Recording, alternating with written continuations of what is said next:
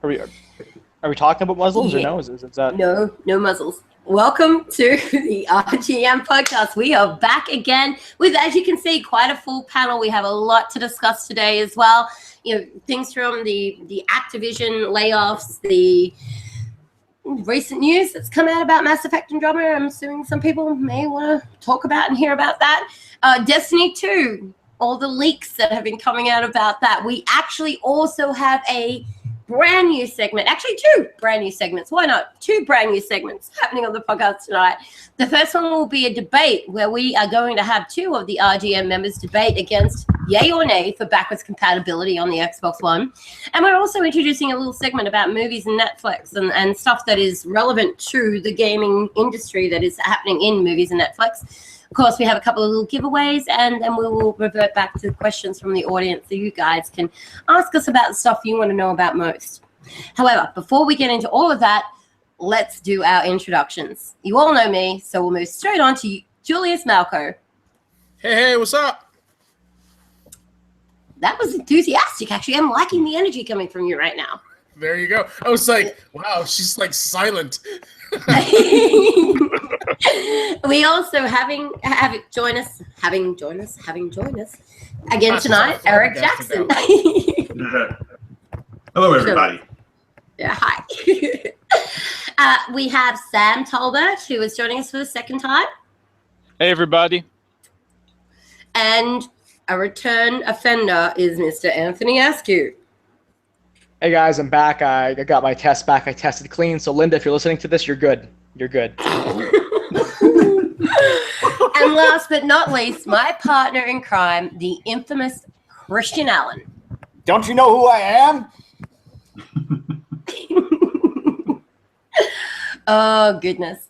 So, before we even move into our topics, let's just do a quick run across what everybody's been playing so that people can get a feel for how we are spending our time in the gaming world. And let's do it in the same order we did the intros. Julius, you're up. Hey, you know what I'm playing? Ubisoft, if you're listening. No. The Division. I said Halo and the Division, so okay. Technically I'm 50% correct. Actually, you know what? No, you're not, because all this week has been all the Division. You haven't even touched Halo 1? Haven't touched Halo at all. I'm dedicated, man. That's a man serious about his Division. Wow. That's right. And it's brilliant that you got onto that a year after it was released. I think that's really adorable. I know, and they gave me free DLC, right? That would have to be for people playing it. I wish they gave me free DLC, but no. The extra stuff that they're bringing out, it's awesome. All right, I'm glad you're enjoying it so much. What elements of the Division is it that's keeping you captivated at the moment?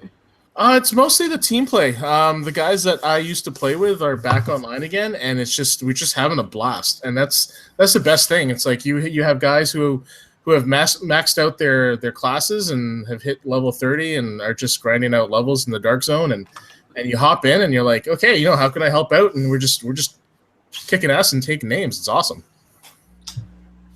As you do. Right. Okay. That's no, I'm still not doing it. Sorry. Been there, done that. Not going back. I'm keep asking you, come on. Actually, ironically enough, I did install that game out of pity for you because I'm like, surely there can't be enough people for him to even fill up a team. But apparently there are 3 other people who want to play this game at the moment. It's amazing. Squad up. Come on. You want to. Yeah, I've also got paint that I need to do. Walls I need paint and grass to watch growing. That's harsh. But after that, that's harsh. Wow. Oh God! All right, so moving right along to Eric. I was kind of jumping around for a bit. I was playing Yakuza 0, Hitman, and since I haven't picked up Resident Evil 7 yet, and I kind of had the itch, I was playing Resident Evil Remastered. But in the last week or so, really jumped on Doom and trying to finish that off. What's your take on Yakuza 0? I'm digging Yakuza 0. I'm not very deep into the game yet, but have you played other Yakuzas before?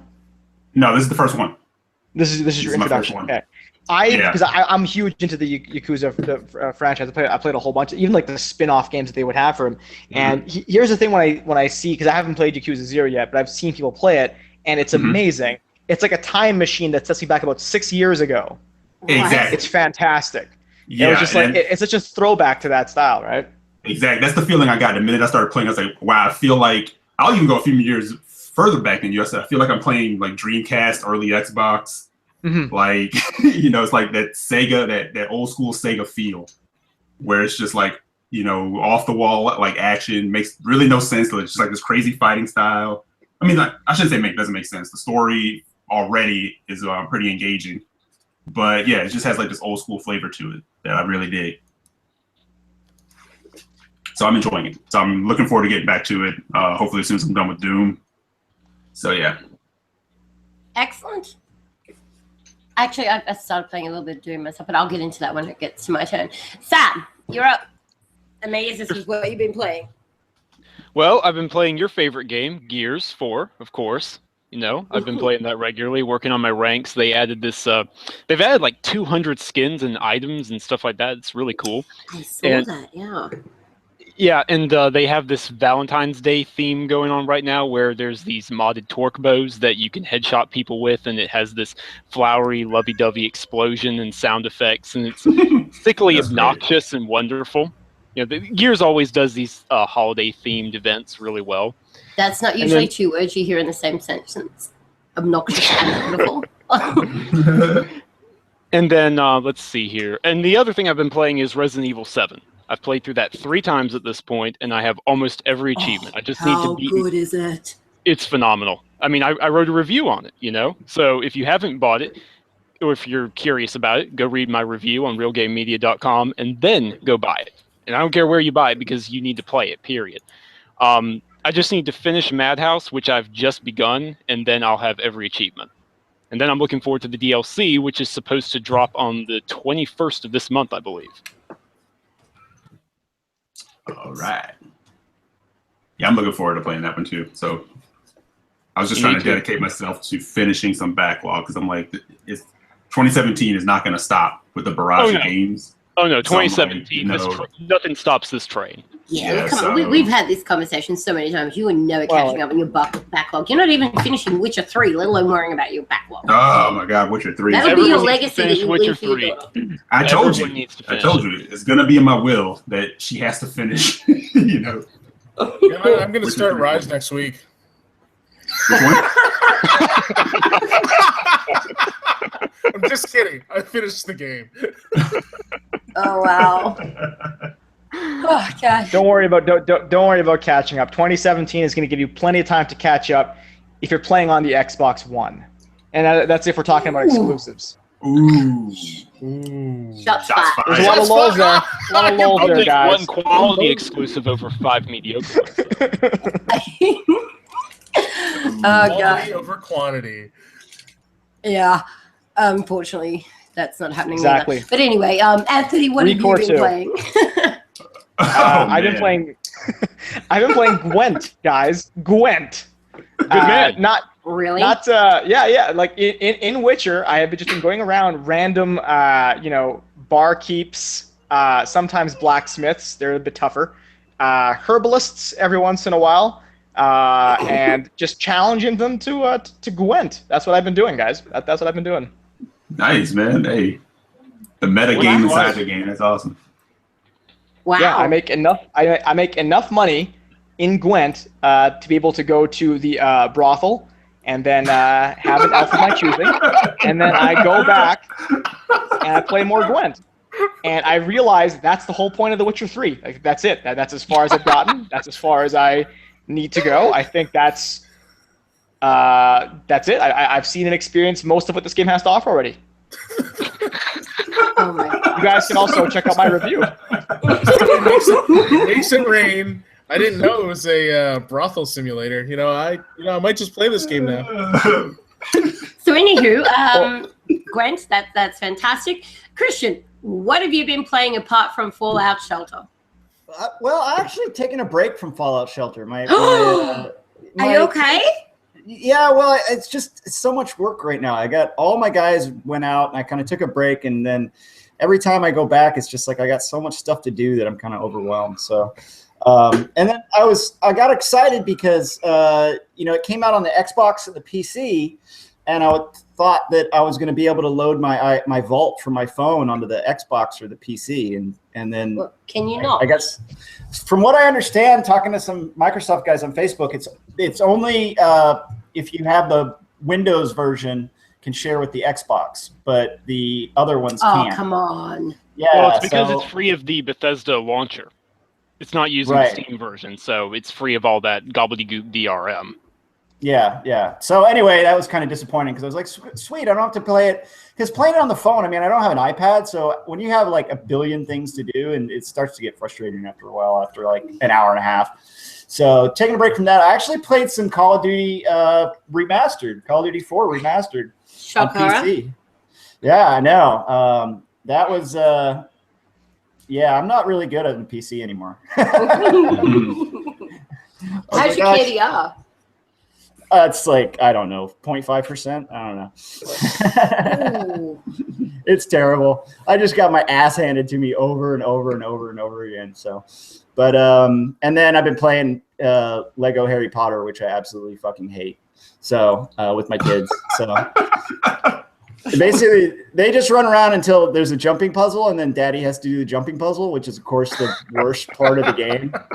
Like, Daddy knows how to do jumping puzzles. I'm like, oh my god, fine, I'll beat the stupid jumping puzzle. So, but they like it, and it's like good parenting and stuff. So I have to do it. Two things bad for kids: Lego Harry Potter and Play-Doh. It's less Legos to step on, though. Oh, yeah. I haven't got to the Lego phase yet, but the Play-Doh phase just started, and I'm like, this is like the worst invention ever. Yeah. Well, it is good for kids because they just wander around and like do stuff, and it's, I don't know. I don't see the appeal, but as long as the kids are having fun, that's the important part. Yep. Yeah. Well, I have actually had a really slow week for gaming this week. I have been so hectically busy with work that I really haven't had the mental capacity to come home at night and delve into anything that requires me to do anything other than shoot. So if it's an FPS or something like that where I can just mindlessly run around and kill things, I'm good. So Overwatch. So Gears. Oh my god. Well, yeah, I've actually been playing a bit of Gears Horde. I've been playing Doom. I generally always, when like I'm super exhausted, but I still want to play something and catch up with my friends, I default back to This War of Mine. So I've still been playing that. I'm trying because I have it on both Xbox and PlayStation as well. So I want to get my my Platinum and my 1000 on both. So yeah, I'm working my way through those. Unfortunately, I seem to have this issue where I can't keep the place protected every single night. So I keep getting raided, and that's one of the trophies that you have to get is like not get raided and everybody survive. And so I'm struggling with that. The For Honor beta, played some of that. Yeah, it's really good. It's really good. And there are discernible differences between the Xbox and PlayStation version, but they're nothing that anyone should be concerned about. It's more of a graphic fidelity kind of thing. What else have I been playing? I'm sure there was something else. Oh, I played the new DLC for Res 7. That's it. Oh yeah, thank you, timed content BS. Yeah, that was annoying because you finish the game and you're like, well, now I have a week to wait for more content. So I guess I'll just go over here and play something else. When does that content go to Xbox? On the 21st. Oh, okay. But yeah, it's really good. It's like there's a survival mode as well, so it's kind of like the Resident Evil version of Horde mode in Gears, and it's kind of really good. I'm enjoying it.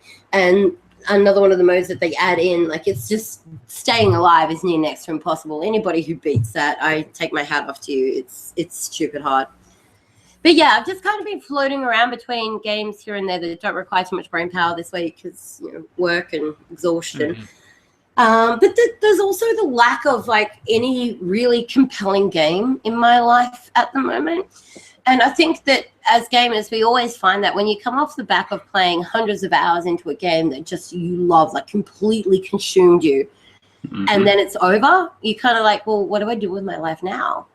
Yeah. So that's where I'm sort of stuck at the moment. I'm just like, what do I do with my life? It has no meaning anymore. Post Final Fantasy depression. Yeah, it really is. That's what Japanese tentacle porn is for. No. Oh, for God's sake. No pun. I use it as a buffer. VR porn? Nope. So let's move into our first subject of the evening, which is, despite profitable quarter, Activision has confirmed layoffs. Who'd like to jump into this one? Because I assume you all read the material I sent you about this. I mean, there's a big difference between profit and like expectations, right? Exactly. Call of Duty they're always going to make a profit, guys. They're always going, like, people are going to buy Call of Duty no matter what. People are going to buy Activision games no matter what. But that being said, and again, this is the world that we live in, it's just not enough. I think as consumers and as gamers, our eyes were kind of open to how much money is required to actually, beyond a profit, actually make a good profit. When Tomb Raider, the reboot came out and sold like 5 million copies, and that wasn't enough. You know what I mean? Yeah. Like, I think a lot of people are like, holy crap, like, it's not enough anymore. And a lot of that's our fault for, caring so much about specs and graphics and this and that and this. So these companies have to put a lot of money, not into just marketing the game. I'm talking, into actually just like, making the game look crisp and looks next gen and all of this, to the point where it's like, to get their money back, and then especially for not even games like Tomb Raider, but like big games with a lot of shareholders, like your Call of Duties, like, you have to make way more than just your money back, way more than just the profit to appease them, right? So it's just one of those things where it doesn't surprise me. Like, it's business, like it's just business as usual. Absolutely, and it's also the whole corporate thing: do less with more, or do more with less mentality. It's like, how far can we stretch our staff to provide a product so that we don't have to pay as much out to our artists and our coders and all these people that make these great games, and then go out, push it out and go, hey, we're gonna max out on this because it's Call of Duty, right? And we didn't have to pay that much to our employees, so it's kind of shitty, really. Well, I mean, you have to keep in mind, if you look at the specifics, the layoffs were in the publishing division, not in the developer division, even though some of the publishing division were at the different studios, probably like more publishing side producers and things like that. And Infinity Ward didn't do what it should have done. Like, it did well, but it did okay, which is why they're, talking about rebooting it. I love their okay. Like, 99% of game studios would love to have their okay. That's right. 99% of game studios gets like a Call of Duty okay. Like, everyone will be like losing their minds. No, that's totally true. It's like saying like a Transformer movie did okay. It's like, well, it did $1 million worldwide, and I honestly don't see this layoff. I mean, it wasn't a big layoff. It wasn't, shutting down dev studios or anything like that. And a lot of times, I mean, big publishers just do this on a regular basis. It's just like every few years, let's clean house and get rid of some people. So I don't see it really as that big a deal. Yeah, well, I mean, they literally came out and said that Call of Duty Infinite Warfare underperformed from their expectations, which we all knew that was going to be the case. You can't just keep moving further and further and further away from what the Call of Duty franchise is about and expect for it to overperform. We would have to anticipate an underperformance. And then the other thing that was quite interesting that they stated in their financial reports is that they are, with the next franchise, so this year's installment in the franchise, are going to bring it back to the roots of what Call of Duty was, which is what any fan of the franchise has been screaming for years now. And now that they actually had an installment in the franchise that technically in their eyes did badly, like, you know what? Maybe the people who play this game actually do know what they're talking about. Should we listen to them? We should. Activision openly admitted that Infinite Warfare didn't resonate with the fans. So, If they want to sell the- any more the- titles, they got to listen. The big question about that, though, with the whole, it didn't resonate with the fans, is that an isolated thing where it's just Call of Duty fans being fed up, or is it a mixture of Call of Duty fans being fed up and also EA doing Battlefield 1? And I think it's a combination of both. Yeah, It's both. Right, because it's not just like the fans were fed up and they just didn't click with the game anymore. EA happened to release Battlefield 1, and that was a huge game changer because it went back to old school World War I, which we haven't really seen in a long time. I don't know if people necessarily wanted World War I. I don't think there was a large clamoring for, oh man, trench warfare again. But I mean, people just wanted something different, and it could have been anything. People just wanted something different, and then EA gave it to them. They gave them something legitimately different that was next gen, and Call of Duty just didn't have a chance in that regard, I think. Well, and I think Battlefield did way better than anybody expected when it first announced. Like when they, when they were doing their planning, like nobody expected Battlefield 1 to be as big as it was, and to just really nail it on so many levels. So that's it definitely has an effect, right? Because a lot of shooter players, they'll pick one and play it, and maybe not buy the other ones at all. They'll skip franchises and skip around. So, I think Battlefield 1, I mean, they just nailed it from every, at every space, the marketing, the visuals, the gameplay, they just nailed it all around. You guys don't think any part of that is fatigue as well? Just like yearly fatigue, because I think, there's a point where you're like at your, where you're at your hottest, and then there's just a point where it can't help but cool off. Where people just one day you kind of click and go, hey, I think I'm kind of moving on from this. But do you find that applies to the sports genre? Because every year it's Madden. Exactly. It's well, Madden. It does. It does to me because I haven't played really truly played Madden for the last 4 or 5 years. Yeah, you need to get on that so I can kick your team's butt. Sports is kind of different though because everyone has their favorite team. Played Madden in 4 or 5 years, and I'll still dog you. Yeah, but sports is different because you have to think about everyone's got their own team, and every year there's new updates to the roster. So, oh man, now this team has this player, and I'm pretty stoked, and blah blah blah. And people just get it so they can keep up to date with the roster here. You're not really updating anything in terms of Call of Duty, unless you're going from one generation of war to another, where it's World War I to 2047 whatever. There's not really an update. It's just guns and guns and guns and some bad guy that wants some sort of power and more guns and guns and guns. And then Kevin Spacey. Kevin Spacey. But on the sports side, it's always been the argument is if we're at a point where graphics are really great, like NBA 2K16 and 2K17, and then really the only change is the roster. Why am I paying full price for a game that really is just a roster update and maybe some little gimmicky feature here and there? Because for the person that's dedicated to that, they like to have the new players, the new roster, and a lot of times, the sports games, they will lock you out of that. I mean, you have communities that figure out ways to get around that for those who don't want to upgrade and update. But they put an end to that too, though, right? Because they also cut ties from the server so that you can't just download the latest roster update anymore, right? Yeah. But there's workarounds. But the average person isn't going to do the workaround. It's too long. Yeah, most people will just go ahead and buy the new version. You're absolutely right. They end up cutting it off to where you can't update the roster anymore. And that's literally what people pay for. They pay to get the new stats, the new rosters. And now remember, I don't know if Madden is still kind of doing this, but I remember every year they try to come up with a gimmick. This year it's quarterback vision or this and that, and it's just, I don't know if they still do that kind of thing. But you know what Madden's been doing for a gimmick for the last 4 or 5 years? This year we're not going to suck. It has been their gimmick every single year. Year in a row. It's a solid gimmick. For the dedicated sports player fan, I mean, $60 a year is nothing, right? I mean, the amount of gameplay they get out of that title is a drop in the bucket. Yeah, because most people buy that, and that's all they'll play. Just like the FIFA player or the 2K player, that's exactly.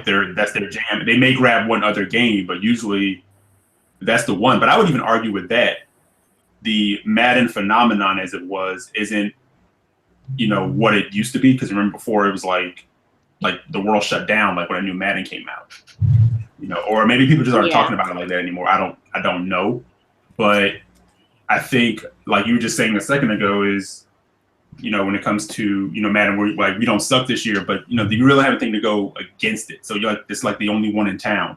Like even this year, yeah, like but EA, that's their own EA's doing, though. back. They bought their competition. Exactly, which I think, when 2K was still making football, I think EA really looked at that like, wow, these guys really know what they're doing. Like they're really putting out a good product. But I would also argue that was some of your best years of Madden. Until they started realizing, and I think when they really did that is when 2K said, hey, you know what? We have a better product, and we're going to give it to you for $20, brand new. And Madden and EA was like, oh, no, we can't have that. What year did they cut that off? When they bought the rights to the NFL? That was 2K had what was their thing called? It wasn't the show. It was the ESPN one. 2K. NFL 2K with ESPN, right? Right. I think that was. I remember. 04. Was it 4? 04? Like I think so. Because friggin' Madden 04, if you still have the game and you still play it for whatever godforsaken reason, Michael Vick is an unstoppable force of nature. Yeah, he's like Bo Jackson. He's the only quarterback that can run, which is ridiculous. So you pretty much have a running back that can throw the ball. I've had games where it was like insane scores, to the point where it would just break the game. How bad the scores were. But that was still a really good Madden. But I'm happy with the Maddens now. I think Madden gets too much flack. The last couple of Maddens, not groundbreaking, but they've been safe. They've been good. Like the graphics look nice. The controls are fine. I have nothing against it. Not to interrupt on this amazing conversation about Madden, but so hashtag Activision. Are they making a football game?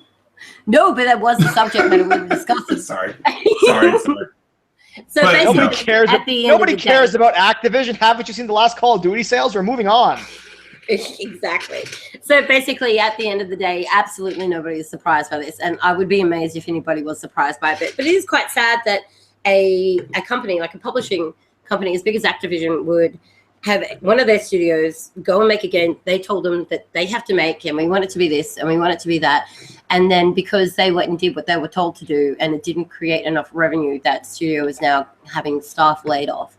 So that's a little bit. I mean, who knows? To be fair, who knows how much money was actually spent from their own pockets versus investor pockets, right? Where Activision had to have investors come in and give them this money for whatever reasons that they would need it, right? If an investor is putting their stock into something, they have to get their money back, right? And it's not like a long-term thing. Like no investor wants to invest millions of dollars and we'll get a return 10 years from now. We want it immediately, right? So even though they're doing well, if the investors don't get their money back at a reasonable time, that's going to be a huge factor in whether or not they're going to get those investors back in next year or whatnot, right? It's not a matter of the investors getting their money back. I don't think Activision Blizzard has outside traditional VC type investors. They're publicly traded company and they generate so much cash. They have their own working capital. Yeah. Well, if that's the case, then they're stockholders, right? It's about stockholders. Just a different, not like individual. I mean, someone may have millions of dollars in individual stock. I don't know. Okay. Well, I think we pretty much rinsed that. Let's move on to the next thing, Mass Effect Andromeda. I really wanted to go back to Madden. I was really getting into that. Yeah. I can tell. So that's why we're moving on. Mass Effect Andromeda. So there's been a lot of details that have come out recently, particularly in regards to Witcher kind of style side missions, Firefly-like hub world. How do we feel about that? And I know a lot of people here are really passionate about that franchise. Any comparison to The Witcher means phenomenal success in my book. It's not by accident. Anybody else apart from the Witcher fanboy? Yeah, but look, seriously, let's get into that a bit. I mean, The Witcher 3 was a major success in one way in particular, that there isn't really any fetch quests. We're all familiar with the grindy stuff, right? Go fetch 20 bear pelts, go pluck 50 weeds. I mean, I'm oversimplifying, but, whereas The Witcher really has, I don't know if anyone else here has finished it or not, but it has a lot of meaningful side content, you know, and all the quests are crafted in such a way that you actually feel like you're having an effect and the world around you is changing. You know, like I remember one time I made a decision, you know, trying to do my best to help out this local village. You come back there like 3 months later in the winter and it's a ghost town. You know, it's just been blown over. What? Are we How is it that no matter what the playing the subject same matter- game? How is it no matter what the subject matter is, you always seem to be able to bring it back to The Witcher? Take one guess. But I have a point I'm getting around to, though. Okay, I'll keep going. So, I say that to say, you know, the pacing of side content is somewhere that I feel Dragon Age Inquisition didn't really have a lot of success, especially in the hinterlands section. If any of you have played that, you know, that's where the game got bogged down a lot. So if they've overhauled the side quests to be more meaningful, that could do a lot for the pacing of the game. Fair enough. Fair enough. Anybody else here who's a Mass Effect fan want to weigh in on this subject matter? I am. Hey, a Mass what's the Effect issue with it? There's no issue with it. We're just discussing the recent information that's come out about the game. No issue. No, I'm a Mass Effect fan, and it doesn't surprise me to hear that like Witcher being thrown out there because I mean most games that have an open world type scenario, that is the game they like to compare it to. I mean, we even see that like with Horizon, we saw that with Far Cry, Primal. You know, Witcher ends up in the conversation because it, for all intents and purposes, was like the most successful game of what 2015. Yep. Yeah. So everyone wants to aspire to be like the best. Or what people And it consider to be makes the sense best, you know? that people would integrate that mechanic into their game Right. because of that. So like, you like that? Well, guess what? We're doing it. So Well, I think a lot of it stems from people saying, hey, you know what? If I'm going to pay $70, $80 for a game, I want to have like a 40 or 50 hour experience in the campaign. Like none of this, oh, you can finish in 5 hours and that's everything. right. Yeah, exactly. Well, it also depends on the type of game, right? Like obviously that's only meant for like RPGs and games where you have a massive amount of control in what you're doing and you want to see your stuff play out, right? Like I don't want a mindless shooter for like friggin' 50 hours. Like, oh my god, how many more bases do I have to go to?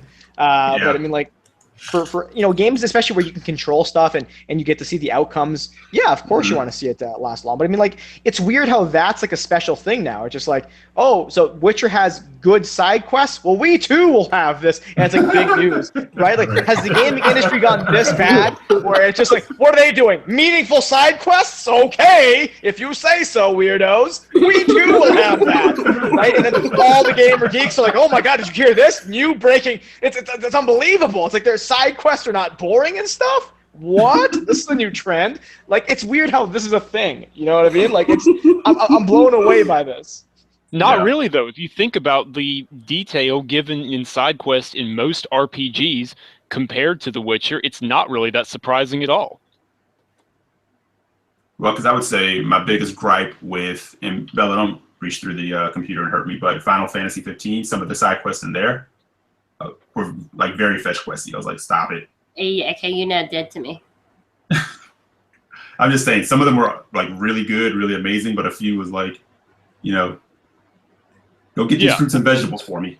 Well, I mean, yeah, and the implementation of them, right? I mean, let's be honest. I love that They game. were Don't get all me wrong. fantastic in their own beautiful, unique ways. It is not And don't- fantastic when I fetch a man's vegetables and then I immediately need to go fetch some other vegetables from the other side of the continent. That is not fantastic design. I mean, did you get the vegetables right the first time? Oh, yes, I did. And you don't have to go to the other side to fetch it. The whole idea is you have the side quest, and the next time you're over there, you're like, oh shit, that's right, I can do this now. You're not like meant to like literally get in your car and drive for 10 hours just to pick up some carrots. You underestimate me. Apparently. You're like, right, you want those carrots? I'm going to go get you those carrots. Yeah, because for the person that like gets side quest OCD, you're like, all right. I'm You talk jumping in about there. side quest OCD, I finished every single side quest in that game. I finished everything in that game. If there's like it's not real obviously, but if there was like some sort of like a businessman in like the video game world and it's like a dystopian future, like wouldn't it be great if you just invent like a Walmart in that world where you just have everything? You know what I mean? So it's just a central location. If you need something, you just go to the Walmart. Like I'm surprised no one in the video game world has thought of like a general store that just has stuff. You know what Like, would more be than one great? thing. Particularly in a game like Final Fantasy, because, like, for example, I can sit down and I think the longest day I put in from turning on to turning off was like 16 hours on Final Fantasy one day. It would be great if there was a Domino's in the game, right? And you could literally, in the game, go into the Domino's as Noctis, order your thin and crispy Hawaiian pizza, and that shit actually gets delivered to your front door. Now that's coming. That's coming. That's awesome. Yeah. that would be great. Pizza. And then you go All around I to the heard liquor was store Hawaiian and you're like, pizza. I know, oh, right? You lost All me I at heard was Hawaiian Hawaiian, pizza. and I tuned out. Like, we get that great technology and you order Hawaiian pizza. Bleh. well, I like pineapple. I'm a fan of fruit. Why is and everybody with hating thin, on crispy, Hawaiian less pizza? calories. I love pineapple, but it's not on my pizza. I love Hawaiian pizza. Like, it's fantastic. Thin and crispy, a little bit of tomato sauce. Anyway, that has nothing to got do no with time video for games, hot apart from the pineapple. fact that I should be able to order one of them within my video game.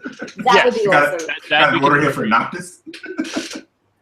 Right? And he'd be like, and they'd say, so what do you want on your pizza? And he'd be like, I don't know, whatever. cup noodles.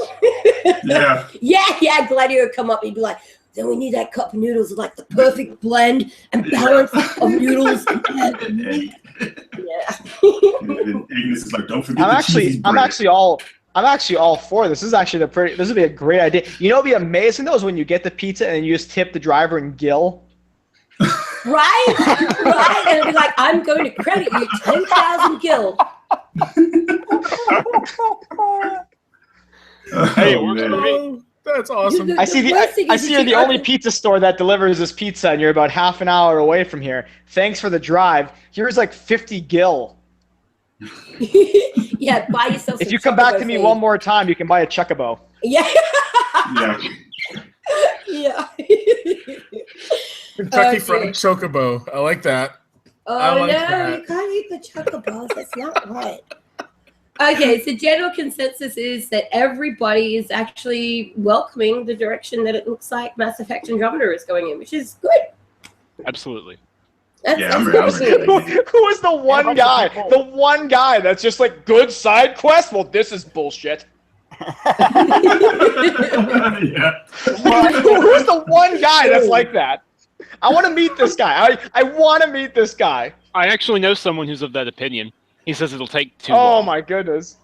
Really? Yeah. I wish I was Wow. Are we talking about someone who happens to be bald? maybe. Wow. Yeah, I thought so. Oh, well, each to their own. We like different games for different reasons, and we certainly like different genres of games because of the way that the mechanics generally work, and it's not for everybody, I guess. So, but as long as the general consensus is we're happy with that, and I think from the chat section we can see that most people also seem to be okay with it. So apart from Pineapple, Polarized also Polar Beard, sorry, also thinks that pineapples do not belong in pizza. They don't. No, They don't. apparently not. I think they do. The more pineapple, the better, I say. Oh, you're Live gonna add free, to it? YOLO. Just YOLO. You're gonna ask for extra pineapple? Ugh. Oh, yeah. Anyway, moving on. I would have run up to your door and just hit the pizza up in the air out of the pizza guy's hand. Like, Just out of the bushes. yeah. Now I'm getting on a Drive-by plane. pizza. Yeah. Yeah, that was a very So expensive. tonight, but awesome we're thing. reporting on a drive-by pizza attack. Oh, Only cost me God. $2,000 But that would for be that cool in the satisfaction. game. Like, maybe that's a way that you could, get your food for free instead of actually having to buy your food and stuff like that. If you follow one of your friends, like Noctis, for example, into the pizza joint where he's ordering that pizza that is going to be delivered to the front door, you can stay in the game and then chase the pizza guy and kill him and get the food. I'm all you don't for have it. to I'm worry all about for it. buying You're gonna do- resources. Yeah. If you're gonna do product placement in a game anyway, let's go for it. Yeah. Yeah, I mean, No holds pizza and barred. burritos. Yeah. Come on. Oh, God. Okay, so moving on to Destiny. Destiny 2 is coming this fall, and Activision is apparently excited about the release. Well, yeah, of course they're excited about the release. That's billions of dollars of revenue for them. But how about us as gamers? Are we excited for Destiny 2, or are we completely rinsed on Destiny with how slow the additions to DLC and anything to do apart from farm for Glimmer. Is this like the anti-Activision episode? No. Hey, they've been in the No, You're I have fuck up no my issue career with aspects. Activision. Is there a I- cautiously optimistic option? Because that's probably where I'm at. Yeah, I would say I'm about there too. I'm not Yeah, over the moon I mean- about it, but if I they can hope- learn from if they can learn from what they did with Destiny, like piecemealing it and putting it together and assembling this weird Voltron by the end of it. So basically making a game. Yeah. If they can just make a game, we'll be on it, is what you're saying. If they can The biggest issue. if they can do like, be the Bungie that we know and really just make a cohesive experience the next time around, yeah. Yeah, and I think one of the biggest issues that a lot of people who have put, hundreds of hours into Destiny already is that when we were first presented with Destiny, we were told that it would be a 10-year game. And so because the messaging was so convoluted and it was really quite vague in certain areas as well, a lot of people went into Destiny expecting that once they buy this game through the updates over the years and etc., that they are going to get 10 years out of this game. One thing that people did not expect is that they would put hundreds upon hundreds of hours into the game for the next lot of DLC to come out, of which you actually had to purchase the entire game again just to be able to play said DLC. And then down the track to find out that when Destiny 2 comes, that character that you've just spent the last 3 years of your life building up, it's gone. You don't get to carry it over. You got to start fresh. Take that, nerds. Well, I think that was a messaging problem. You've gone Robo Christian. What? Oh my god, it sounds like the devil. Auto-tune. Like Activision have found his IP. They're blocking him right now. Hold on, I got to reset. Okay. So who else would like to weigh in on this one while we're waiting for Christian to sort his stuff out? They really need to knock the story out of the park. Destiny has great lore, but it doesn't have a properly implemented story. Yeah. Yeah. Unless you're reading all the grimoire cards and all that stuff. Right. But who has Which time no for one that? does. Exactly. Which nobody does. Who does No. that? I The do. minute No one the does minute that. it fires up, I'm like, later. Keep it moving. Yeah, I mean, I get love offended when I Destiny. see that stuff. I'm like, what is this, words? Get the heck out of my screen. You want me to I read? just get angry, like legitimately angry. Like, what is this, sentences? Okay, I'm back. Oh, wow. Education. I think for me, the thing with Destiny is like I love Destiny when I'm in it. Like I go through spurts where I will play Destiny for months and then I won't play it for a year and then I'll play it for months.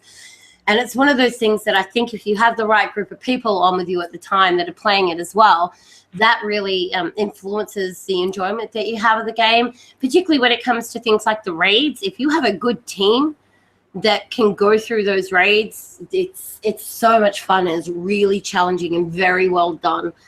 But outside of that, there is only so many times you can redo a raid. There are only so many times you can go into the House of Elders. It gets old quick. And unfortunately, they've left too big of a gap between what they put out with DLC to when we're going to have Destiny 2, and then to let people know that have been hanging on this entire time, still staying loyal to the franchise, like, Julius is here with The Division, to find out that all your progress is going to be lost. I can see that as being a major kick in the guts for a lot of people. Yeah, that's why I don't play Destiny. Do you guys hear me okay now?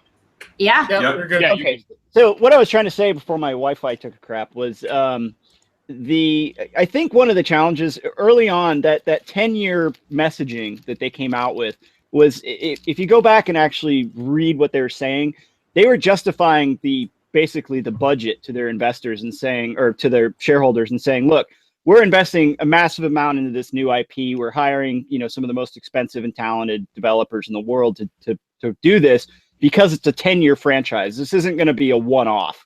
When we spend, what was it, $500 million in marketing or something insane like that, you're saying like we're going to spend all this money, but it's a 10-year investment. It's not a 2-year investment. I'm pretty sure most games are going to be like that now, though, right? Like there's not really many high-profile one-offs. Well, I guess it's different in that something like Ubisoft. What Ubisoft tends to do is they'll have their main franchises. Launch a game without a server that can run it. Yeah, sorry. Well, yeah, they do that too, but I've done that too. So, but but I was at Ubisoft. What Ubisoft will do a lot of times is they'll have these kind of experimental titles that they'll release. Like Beyond Good and Evil, or what's the new one? Is it For Heroes? For Honor. For Honor. Yeah, they'll kind of shoot those out there, or Beowulf, and they'll go. They'll try to make a solid game that's going to make Beowulf was an experimental. That was a movie tie-in game.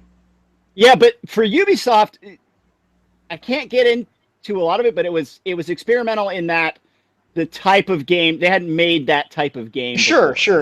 But that wasn't like a dream experiment. That was like a mandatory. We're being offered X amount of money to do this for X, producer, movie, whatever. And we'll put it out there, right? Careful of what you say. Yeah, they thought Beowulf on was Beowulf. Yeah. Oh yeah. Just like King Kong. King Kong did great. King Kong was like King Kong had nothing though. That was like an early that was like a really early game. It was up against nothing. Beowulf was out when there was already some games for the system, and it's not like Beowulf was a terrible game. It was okay. Like it wasn't fundamentally broken or anything like that. Yeah. Like other movie tie games, but there was nothing to it though. But what I'm saying is what they do is they don't say, Ubisoft doesn't say, hey, we're gonna spend $500 million on this franchise and launch a 10-year thing. They do more like, we're going to spend normal game amounts on this new IP, and if it takes off, great, we'll make more of them. But if it doesn't, we'll just go make some more new IPs. If you get what I'm saying. Sure, yeah, that makes sense. Yeah. Yeah. Well, I don't know about new IPs though, but yeah, sure. Yeah. Whereas Activision it was a big move to say like you're going to spend this much money on a new IP, new franchise. And so I think they were saying more along the lines of, hey, this is a 10-year investment. We're going to make games for 10 years. That's why we're spending all this money up front. Rather than saying, you're going to play Destiny, this $60 title, for 10 years for free.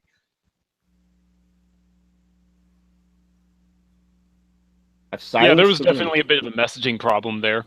It sounded like that was the end of a sentence that was leading into another one. So I think we're all just sitting here going, yeah. I guess that's what I was saying is they mixed up the messaging to the consumer and to the business side.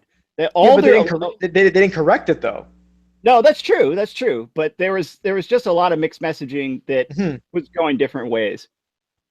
Which is understandable. I can forgive them for that, but they knew very well what was published from places like Kotaku or IGN or GameSpot or whatever, right? So they understood that, wow, this is a 10-year game, and this is like, that was already out there, out and about. People were talking about and buzzing about it, and not to my knowledge did anyone from the PR department in that company said, hey guys, actually we were just talking to our investors about this, and I'm sorry, blah, blah. Like no one corrected them. They're just like, yeah, this is good press. We're gonna keep this. Yeah, that's a valid point. Right? Like, so I can't really, put him off the hook there. I can put him off the hook for the initial thing, because sure, it was, maybe misinterpreted or taken out of context or whatever, but like no one did any correcting. And they knew damn well it was being published. It was wide knowledge that this was a big selling feature, to be honest, from Destiny. And no one stopped to be like, hey, so not really, guys. So, I mean, the messaging the entire time, actually, until recently, Bungie has actually tightened up quite significantly recently on the way that they provide updates and anticipation for things that are going to be released soon. They've really tightened up on that a lot, because they have been drug over the coals time and time again about just how convoluted and vague sometimes their messaging can be. And it's actually also geared in such a way that it makes you think one thing, even though they're not saying that. They're not technically saying said thing, but it makes you think this is what you're getting, and that's not actually what you get, and it drives sales, and it's quite an underhanded way of doing business, and people have called them out on it. Hello Games 101. I'm going to hold comment on Bungie for the rest of the conversation. Yes, I think that's probably a great idea. But having said that, I think that we've probably wrapped up the conversation about how we feel on the progress of Destiny and the upcoming installation of Destiny 2. And we are about to move into something that is really exciting. It's an RGM exclusive. It's the first time that we've done this, and we're hoping that it's going to be successful. So we are about to have our first ever RGM debate, where we have two of our members on the panel, a set topic. One has been told they must argue yay, and the other is told that they must argue nay. The rest of us panelists are going to listen to their debate for or against for the 2 minutes that they're given, and we're going to jot down whether we think that they made a point that was worth a win or not. And at the end of it, we will decide, along with the people who are listening, who want to put in the comment section who they think won and didn't win, and we will end up with a winner at the end of the debate. And just keep in mind that even though somebody's arguing for or against, it doesn't mean that that's their legitimate view on things. It's a debate. That's how debates work. So the topic for tonight's debate is backwards compatibility, yay or nay. Our two panelists who will be arguing this debate tonight is Julius Malco arguing yay and Sam Tolbert arguing nay. Now, I'm going to let you two work out, like gentlemen, who should go first. You can go first because you're arguing for it. All right, I will argue for it. Here we go.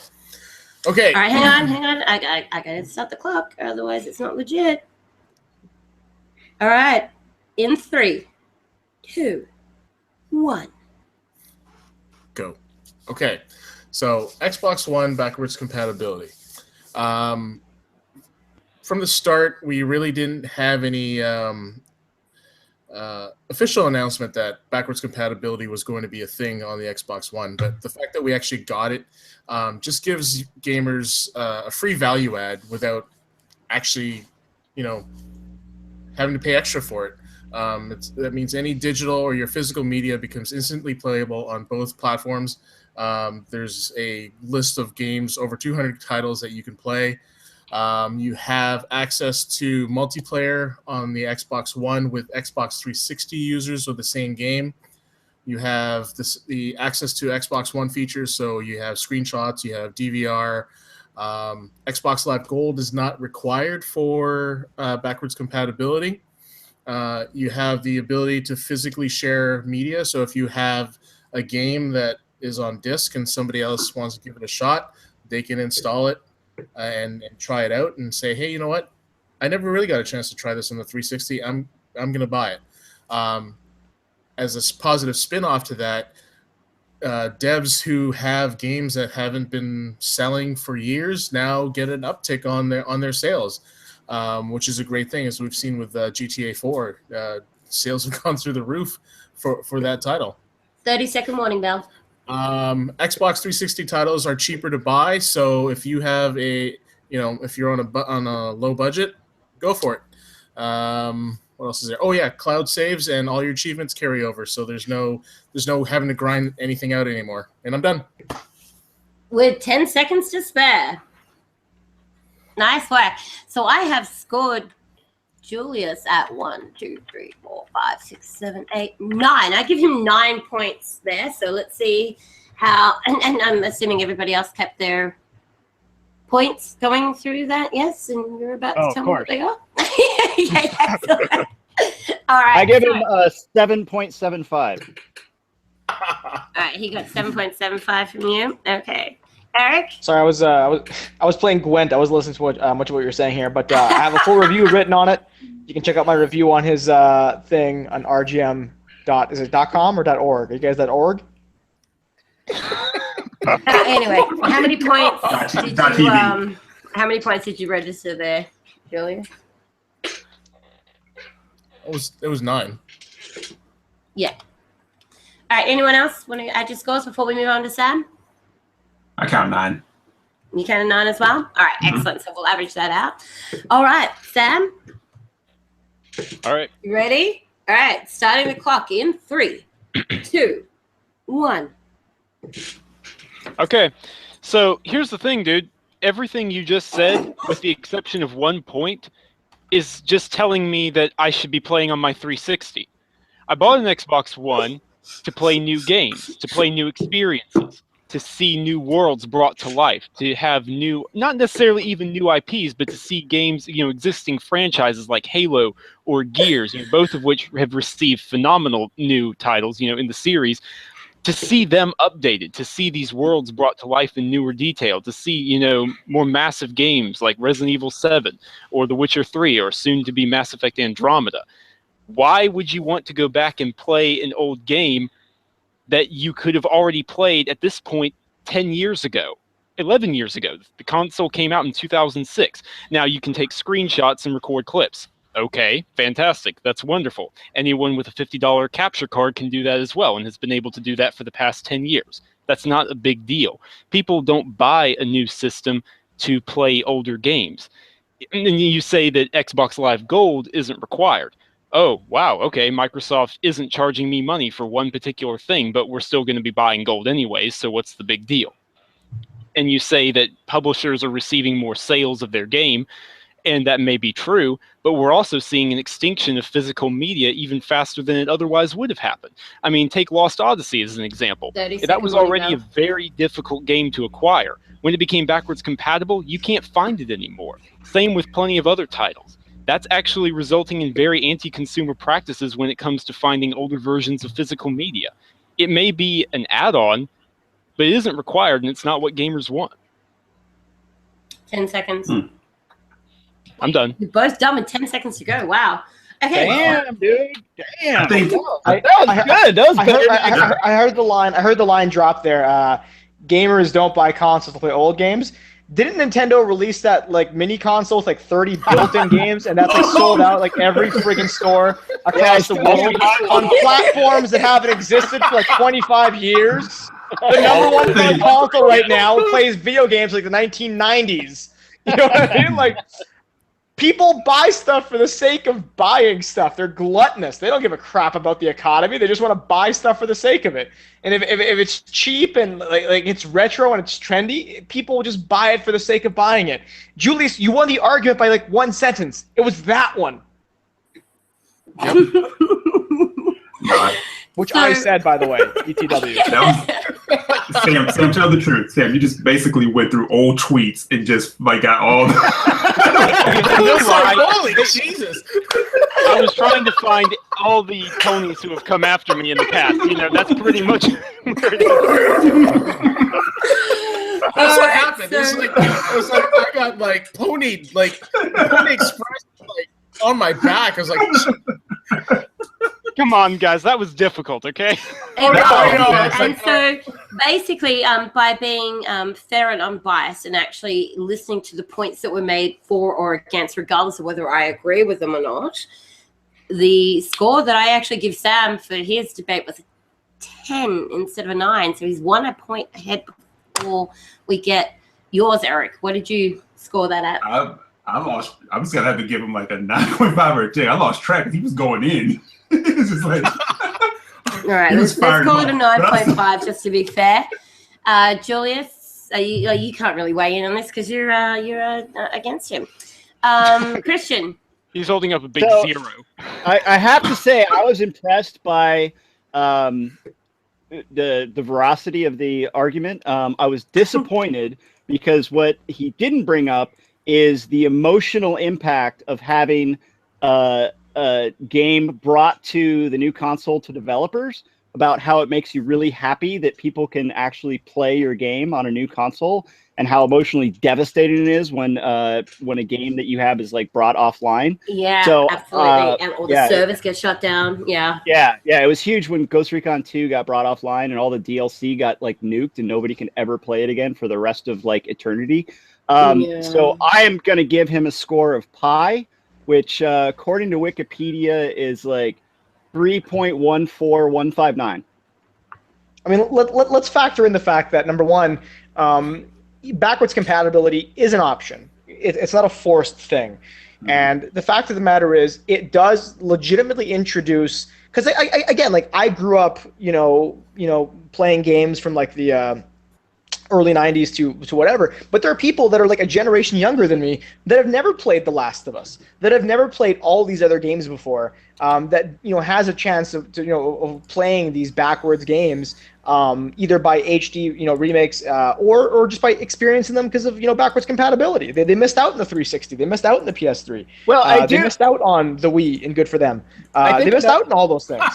I think another point in regards to that is, so I was going to buy my kids the NES mini console for Christmas, and and it was going to be like, oh, I can be altruistic, and I bought this console for my kids, and it's neat. But in reality, I just wanted to play the games, so I wanted to. You bought it for yourself. Yeah, but it's a great little console because I couldn't buy it, but. Because it was sold out everywhere. That's the thing, right? But because it's so damn popular. Yeah. So I'm going to change my vote to 3 times whatever pi is. Okay, so we're going with 9.5 basically. which I was about to state to you, like you realize it's out of 10, not 5, right? So yeah. Okay. So we have 2 scores in. Anthony, what is your score? Honestly, like I understand the mentality, and you know this about me. I am such an elitist when it comes to video gaming. I totally understand, where you're coming from in terms of like wanting to experience new. I am all about that. Trust me. When the Xbox One came out, I was like, forget the 360. It's dead to me.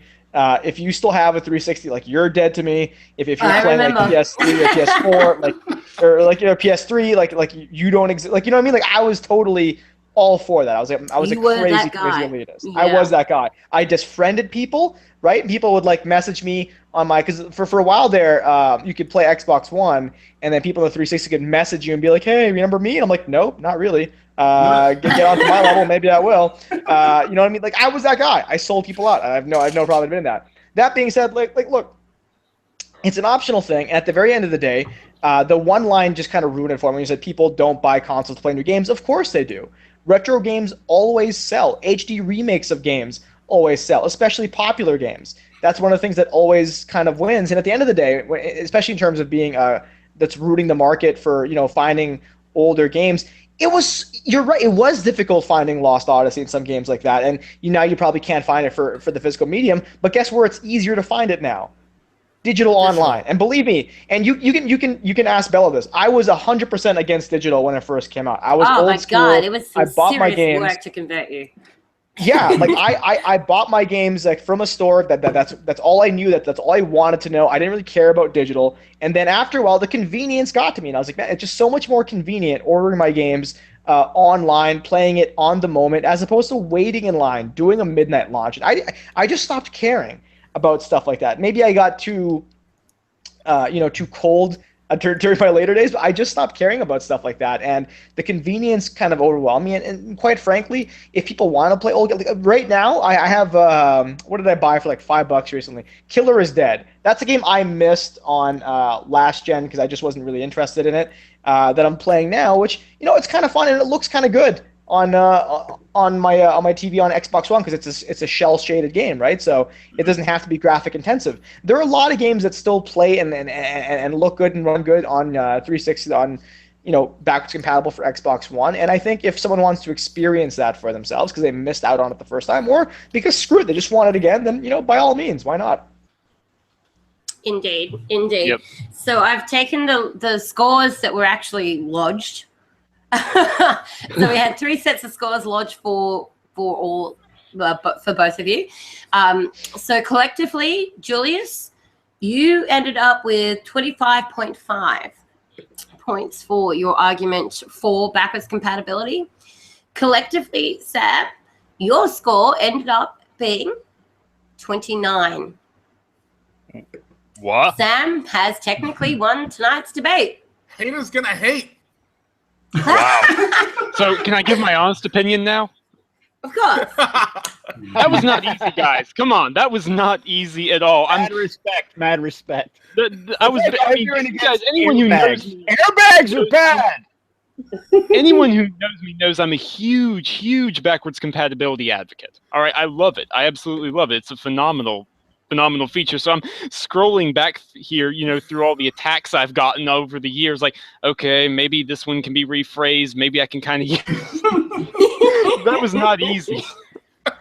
But I think that is a really interesting way of people being able to look at something objectively and know that regardless of whether we are giving an opinion for or an opinion against, it doesn't matter whether the person who is stating these facts is in agreement with it. They're actually just delivering facts. So I think that we will do this again every podcast where we choose a different subject matter in the community where we literally have no option but to provide facts in the debate. I wish both sides.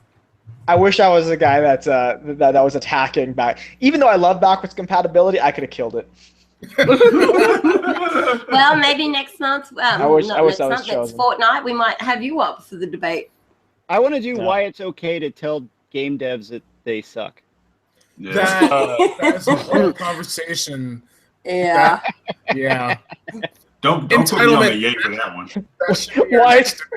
Why it's okay to go game devs they suck. Yeah. Starring Peter Molyneux. Sam, as the winner of the debate, your prize is you get to go through the chat section of all the people who are here joining us live today and find somebody to give away a Xbox One game code to. Okay. Do I have to do that right now or?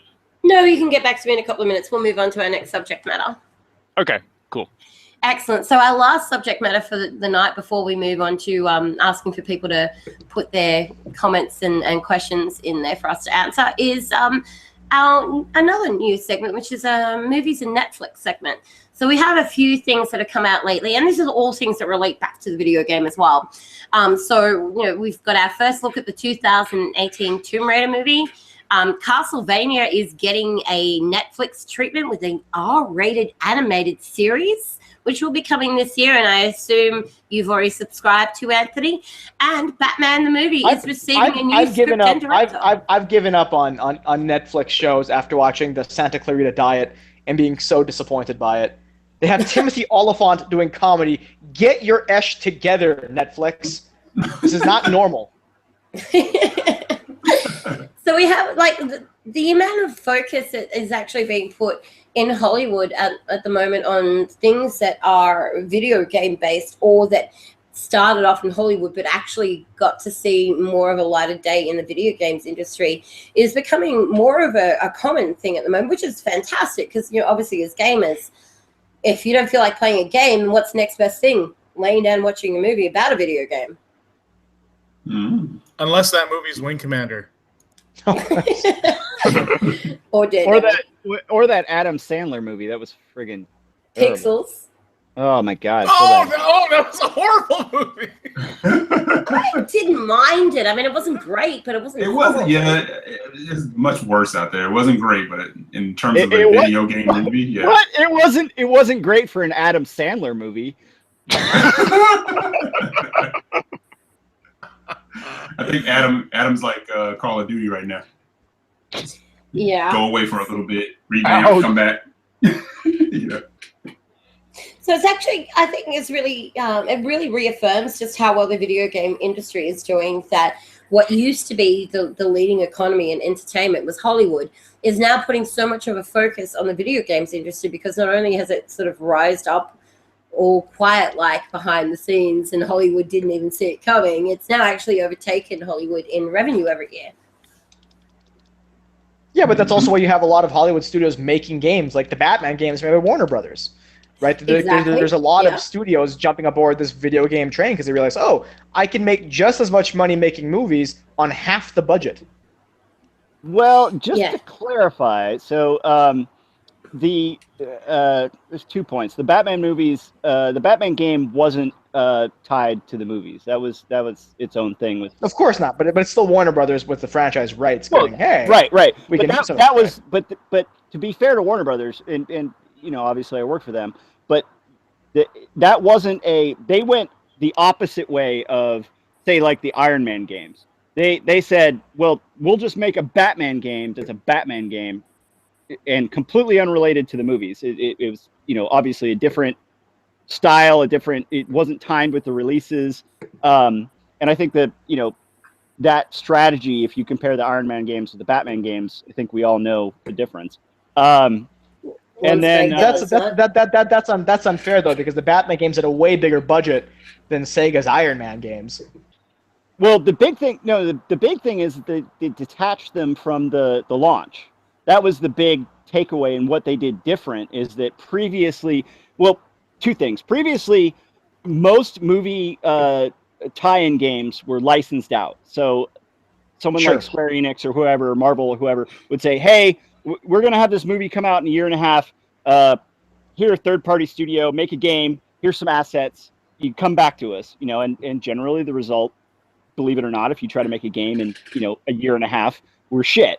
But what Warner did with Arkham Asylum, and there's a lot of things that went into this, some of which I can't talk about, it was just like, go make a really good Batman game. Like, don't worry about the movies. Don't source wherever you want. Don't source from the movie. It can be completely separated from the movie.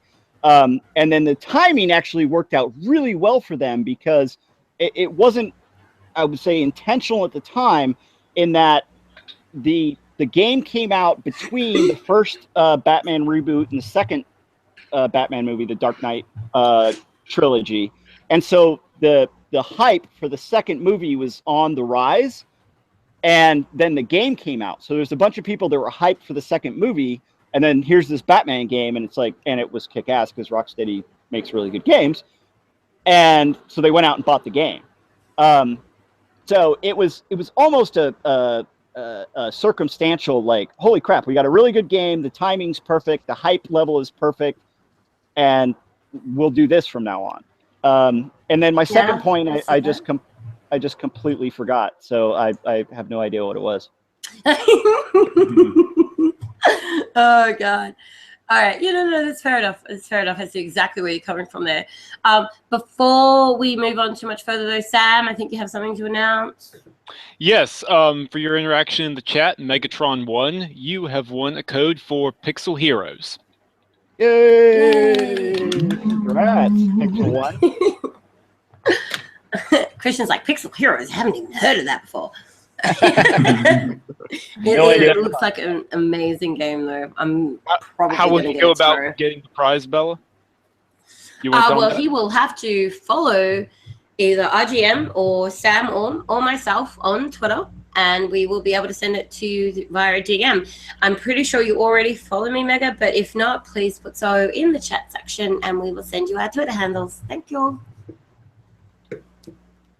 So that is almost wrapping up the podcast for today. We obviously always finish with an area where we allow anybody in the chat section to ask questions about games that are upcoming or that are out, raise issues that you feel are pertinent in the community. Just basically ask any questions that you want that are gaming related.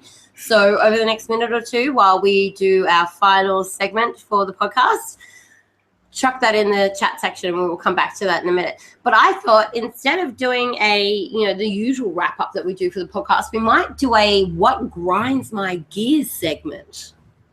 Oh boy. Yeah. What is grinding our gears at the moment as far as video games go? Oh. Who would like to start? Who has something they want to grind? You know what grinds my gears? No, that's why I asked. When people ask for facts and they ask for links and then they ignore them. That grinds my gears. Yeah, And you try to legitimately help someone out and they say, oh, well, do you have a source for that? It's like, sure, here's this one. And then I've got this one. And then, oh, look, my friend over here, he's got these two. You want to take a look at those? And they never respond, ever.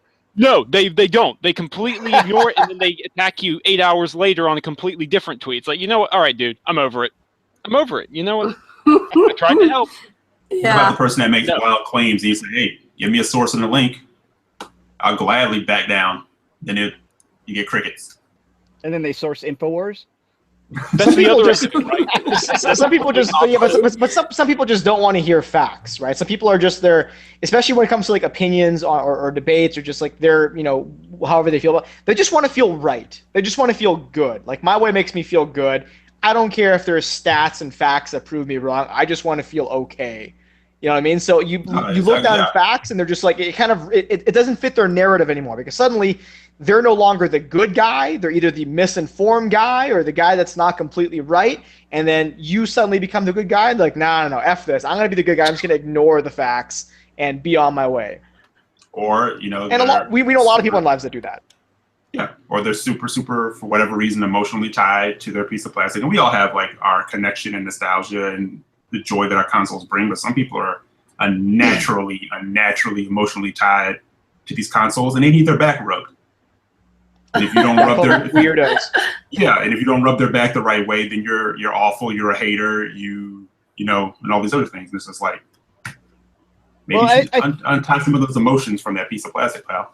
I think that ties into like my general like life gripe and grind or whatever for right now is that.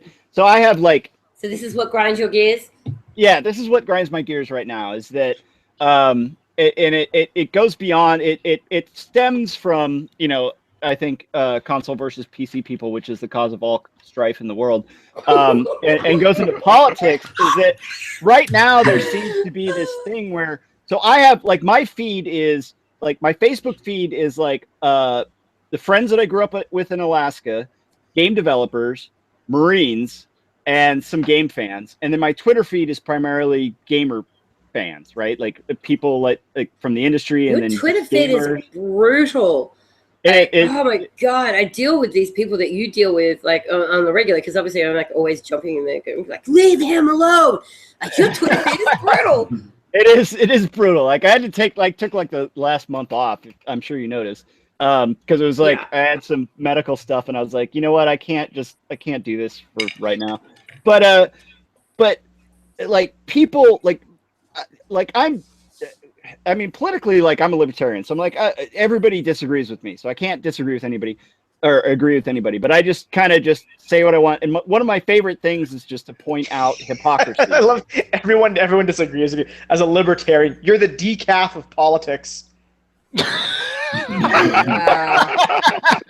Okay, go pick a side. But one of my favorite things is to point out hypocrisy. So, like, I see something that I see is hypocritical, and I say, this is hypocritical, and I'll stop being reasonable. Yeah, link back to something like 6 months ago that the other side said that now you're saying the exact opposite when you said the exact opposite 6 months ago. And it's the same in gaming. But that's how politics works with both sides. Like, and not just politics, with anything. We always do that. We're going to say one thing one day, and then the next thing, opposite the other day. Exactly. Go to Metacritic comments, and it's the same thing. It's like, oh, these companies total shit because they did an exclusive. And it's like 3 months before then, they're like, my console's awesome because there's an exclusive. And it's like, what the fuck are you saying, dude? Oh, and the problem is that as soon as you put anything out on social media, once you put your opinion out on something, you are no longer ever again in the history of yourself allowed to change your mind or your opinion on said fact, or you're flip-flopping. Don't you dare grow as a person. Cut it out right now. That's me. That's me. Like, hey, I found this post from you 4 months ago saying the exact opposite, you dumbass. Yeah. But anyway, they're bandwagon jumpers. Yeah. So it feels like it's the same thing with politics and with, like, you know, the gamer wars, in that it's just like whatever matches what works for my side right now is the position I'm going to take. It's not on principle or on thought or whether we're pro-consumer or anti-consumer. Or on facts. Or facts, or, you know, what's actually happening. Group therapy right now. This is fantastic. It is. But again, it's a human emotion of like, I just want to feel right in an argument. Like I just want to feel morally inclined to be right. Even if you have facts that go against my actual beliefs. I want to ignore your facts for the moral privilege, I would say, of being right?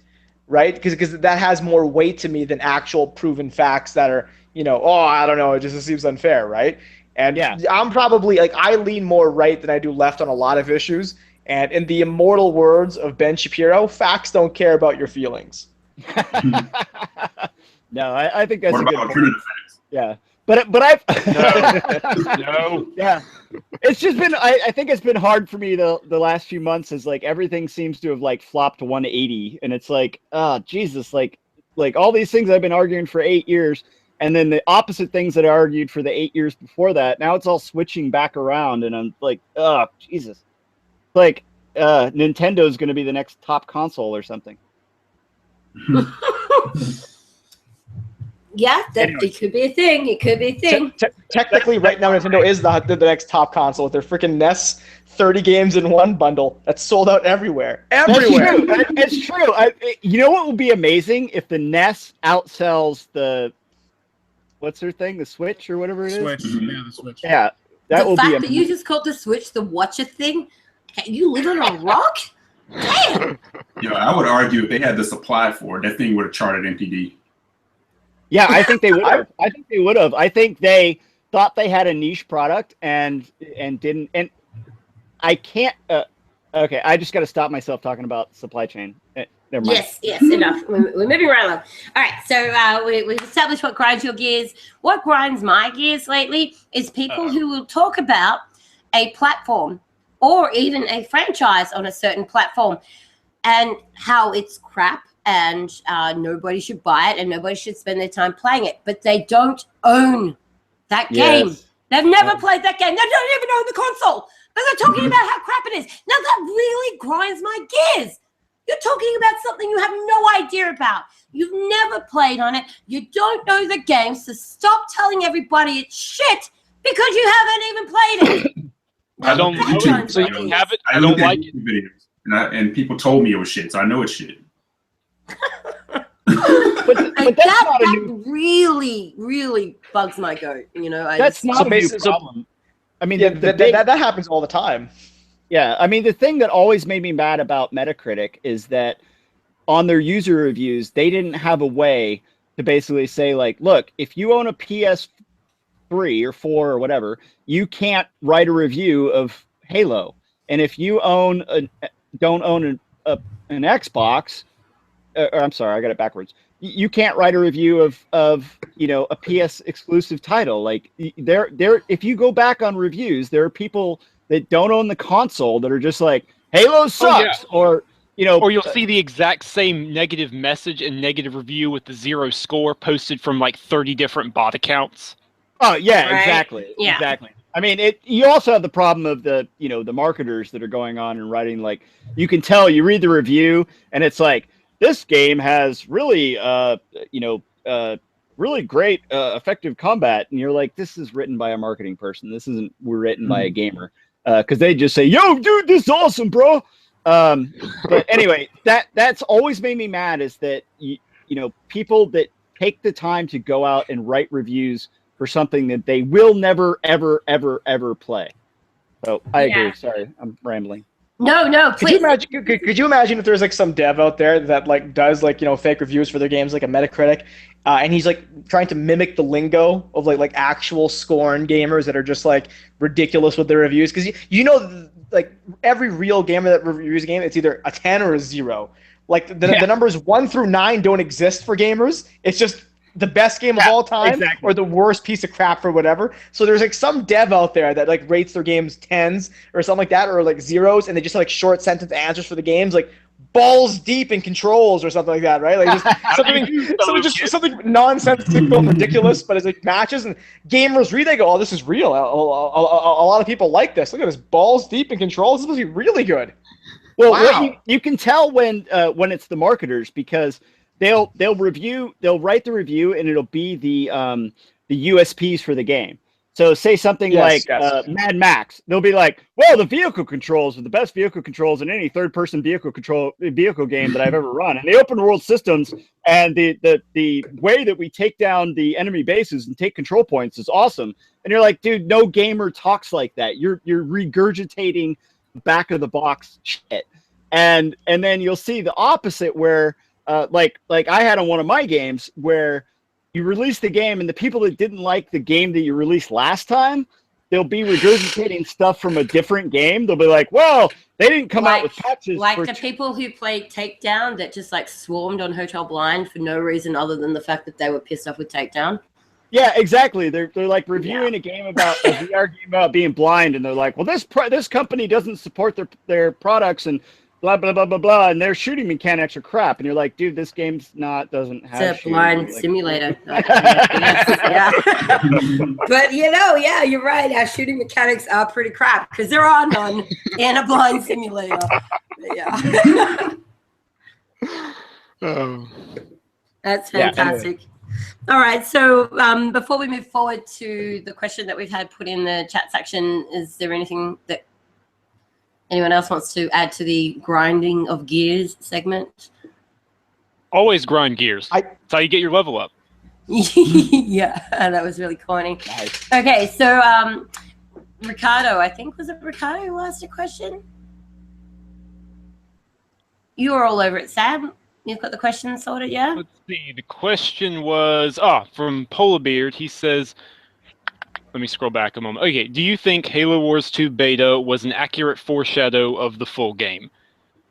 Did anyone else play both of the betas?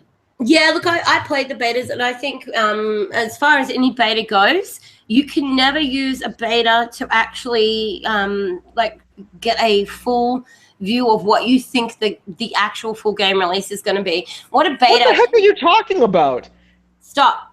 What the beta? Really? Yes. Really? Yes, Really? Because Did you play the Destiny beta? Because the And then last did you time play Destiny? because I don't need to play Destiny. You know what? Because I played the beta and it was exactly the same as what was it? No Man's Sky. It's exactly the same. Nothing changed. Nothing changed.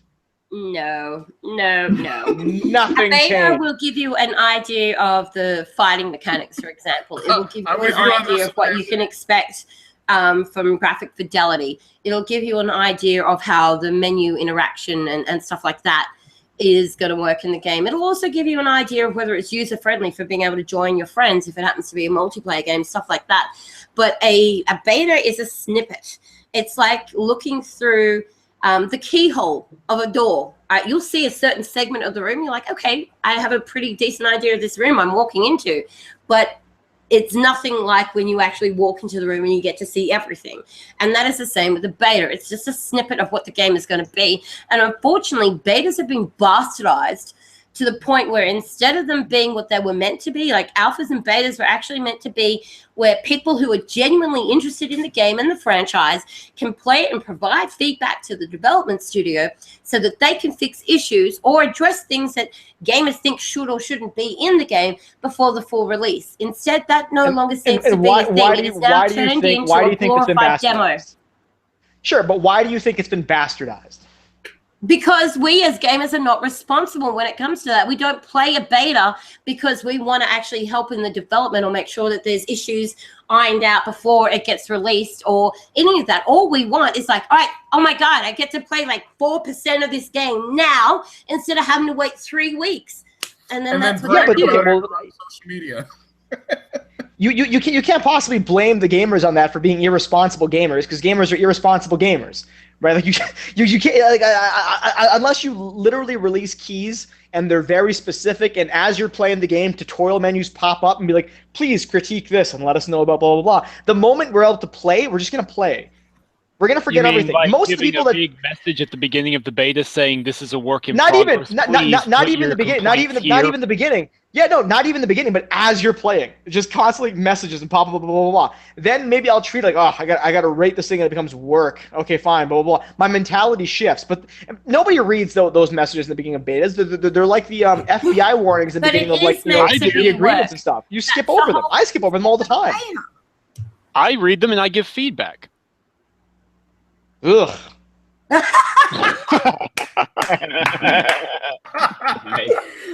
With a bottle of whiskey. So anyway, we really didn't even come close to answering Paula Beard's question.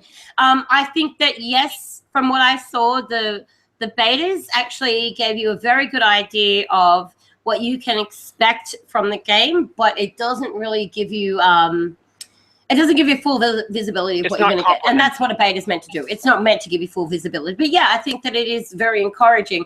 And anybody who likes that style of game and that genre should be happy with what they saw from those.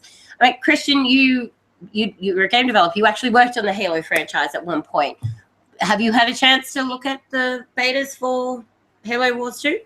I have not. I actually just saw I didn't honestly even know that Halo Wars 2 was coming out until I saw that funny car commercial like on my Facebook feed. Wasn't that ad hilarious? It was good. Props to specifically to Chris Munson and some of my Microsoft friends. That was awesome, and that was an actual animatronic brute. So at some point, someone's going to auction off that brute. It has to be, or it's going to be placed in some kind of building. So that was not digital effects. So I was impressed. I have my thoughts about RTSs on console. I'm a PC RTS guy, but and props also to Microsoft for carrying through with Halo Wars 2, because Halo Wars 1 didn't do all that. I mean, historically, we all know. I've got one of my buddies, Tim Coolidge, worked on what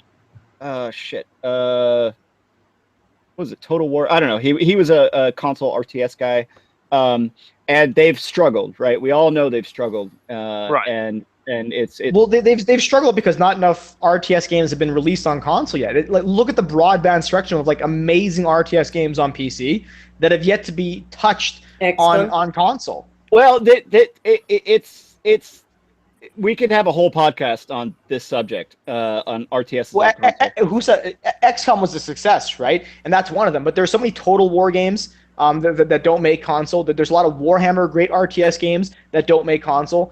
There's just a lot of great RTS games, and if that's your genre, you have no choice but to go on PC.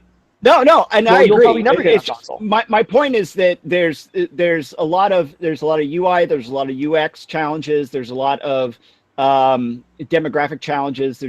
There's a lot of challenges for RTS on console. So, but do you think that the demographic challenges are just because there are no console games, or that no major RTS games in console, or is it just because people are just used to playing that on PC? Well, I think that one of the biggest challenges besides UI and UX is that most console gamers are in for smaller, and I'm not talking about people like us because we're all hardcore gamers, but a lot of the demographics for console gamers are people that want to, pop in a game, play it for half an hour, and sign out.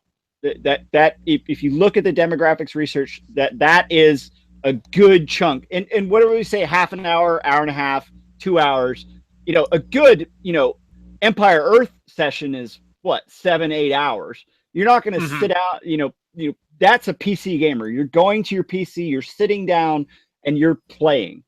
Total War is infamous for the one more turn mentality. Yeah. I mean, I've had plenty of Empire Earth or AOE 2 or any of those games where it's like, oh shit, it's 7 o'clock in the morning, and yeah, we have that with shooters as well. But you're generally not doing that on purpose. Whereas when you sit down, do you think that's like don't you think that's a bit of a, maybe stereotype's not the right word, but that stereotype of like if you play like video games and like on PC, you're kind of like a nerd, you're that guy with the glasses and blah dungeons and blah blah blah. Whereas if you play console games, it's been sexualized on TV to look cool, right? Because like Call of Duty and stuff like that, right? Like, no, I think as a player of both, it's exactly the opposite, because it's very hard in an RTS game to sit down and say, hey guys, like, hey party, let's all play this RTS for an hour and then stop. Right, and then 2 days later pick it up, right? Because it just doesn't work with an RTS. You don't play an RTS for 2 hours, all agree to save it at the same time, and then 3 days later come and pick it up. You play it out, right? Whereas a shooter, something you're playing it for 5-10 minute matches for 2 hours, and you're like, cool, let's stop and we'll all play again in 2 hours or 2 days. So I think that's one of the challenges. Again, supplemented by the UX UI challenges of using a controller to do something as complex as StarCraft, Brood War or something like that, or StarCraft 2. Well, so do you not think that Halo did a decent job with UI? Because I thought Halo, in terms of like console RTSs for Halo Wars, was pretty great. Like they did a really good job of making the UI very simple. I do. I was at Bungie when they were working on Halo 2. So this is all your fault, Polar Beard. All your fault. They even ripped off. I think they ripped off the Kodiak name from a vehicle that I had made was the most awesome APC ever in Halo. But that's a joke.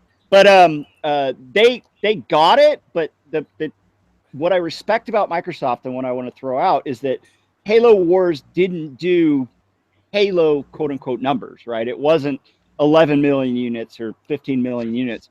But I think it's ballsy and gamers, because by the numbers, Microsoft probably should have just dropped Halo Wars and said, we're done, we're out, we're not going to do it again. But that's a little unfair though, because like even though the game didn't have Halo numbers, it also didn't have Halo advertising. Well, it didn't, but it didn't. But it was an expensive. It's still Halo. Yeah, it's still Halo. I mean, they came back to it, and I think gamers should appreciate them going for Halo Wars 2. I really do. Yeah, I think they do. They do. Yeah, and I appreciate them doing like a Halo Wars 2, but I also, Sam and I were actually talking to DM the other day, and I said, I'm kind of a selfish gamer. There's certain things that I want. I'm not an RTS guy, but I'm happy for people who have this game, and I'm happy that Microsoft is doing Halo Wars 2, but I wish they would take risks on some of their other IP and giving those a sequel. It's easy. To me, it's easy to do Halo. Yeah. Wait, what are you talking about? What other IP would you like a sequel to? I'm the guy that wants to make the Halo tactical shooter, so I don't know.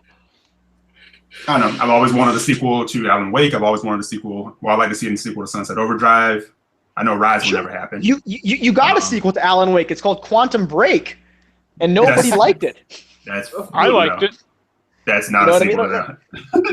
But it's a safe game though, Alan Wake. The guys from Remedy can make another third-person shooter adventure game with dark elements or whatever. That's a safe bet though. You know what I mean? Like Microsoft is really like this Halo Wars. I'm really hoping it's a success because I want to see, like, trust me, I love RTS games and I hate playing on my PC. I only play on my PC for certain games religiously, but I hate playing on my PC otherwise. Right? So yeah, exactly. So I hate playing on that otherwise. I would love to have more RTS games on console, but realistically, this game, not even this game, this genre, the whole RTS genre for consoles, for whether it's PS4 or Xbox One, it's pretty much the mirror's edge of genres. You know what I mean? It's there. It's got a fan base. People want it, and then when it comes out, nobody supports it. Well, no, I totally agree. I mean, it's like flight sims, right? And I'm guilty of it too. Like I used to love RTSs. I love RTSs. But I bought AoE 2 HD on Steam, and I still haven't played it. Like I haven't had the time because I'm old and have kids and have to make games and stuff. So it's like I'm the supporter, and I bought it, but I haven't played it. But yeah, I'd love a good RTS on my on the console. So I want it to succeed. I want it to do good. Yeah, agree. Okay, so we're gonna wrap up the Halo 2 thing right there. Thank you very much for your question, Polar Beard. You're never allowed to ask another one again. No, I'm kidding. So Julius. Yes. Have you got something to give away? I do. I have a code for the Mad Max movie digital download. Oh, nice. The winner is Ricardo Souza. Yay! Congrats. So to get your code, Ricardo, I'm pretty sure you already follow me on Twitter. So just send me a DM and I'll get that code across to you. If you don't have me on Twitter, though, chuck it in the comment section. We'll get it across to you. So, gentlemen, that does actually conclude today's podcast, which has gone for an hour and 45 minutes. I'm so sorry, everyone. Hour and 35. It's been a great conversation, though. Agreed. And, that was fun. Yeah, I enjoyed it. Yeah.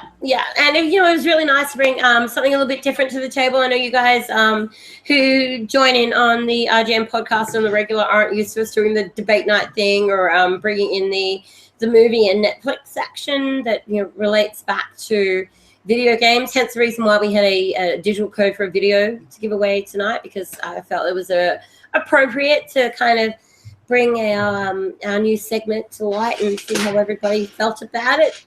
And did we talk about Netflix? They're like 2 sentences. Yeah, that was all it required. You you brought up something about Castlevania having a series, and you're like, well, I guess that's it. So Netflix section, brand new. Check our RGM.net for the latest Netflix news. I was like, what the hell? That was the Netflix section. I think I No, might I have derailed it. brought it up for conversation. No one had any inputs. I was like, all right, moving on.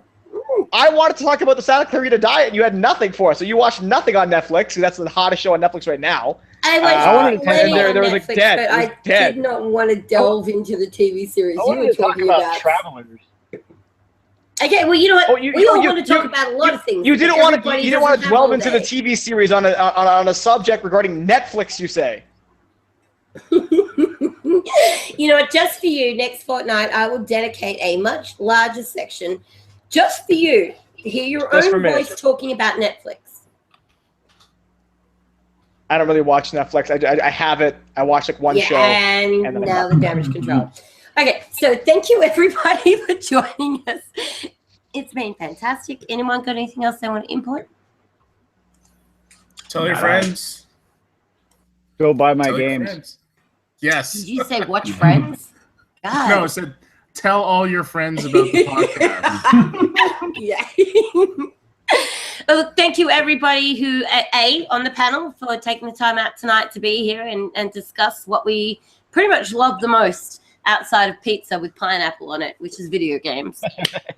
So I appreciate all your time, and I appreciate the time of everybody who has joined the chat section and who engaged with us this evening. It's always a pleasure to have you here. So until next fortnight, this has been another RGM podcast. Yeah.